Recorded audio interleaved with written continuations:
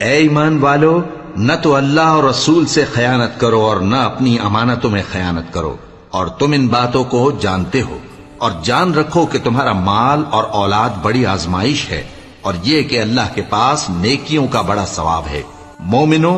اگر تم اللہ سے ڈرو گے تو وہ تمہارے لیے حق و باطل کا فرق ظاہر کر دے گا اور تمہارے گناہ مٹا دے گا اور تمہیں بخش دے گا، اور اللہ بڑے فضل والا ہے۔ اور اس وقت کو یاد کرو جب کافر لوگ تمہارے بارے میں چال چل رہے تھے کہ تم کو قید کر دیں یا جان سے مار دیں یا وطن سے نکال دیں،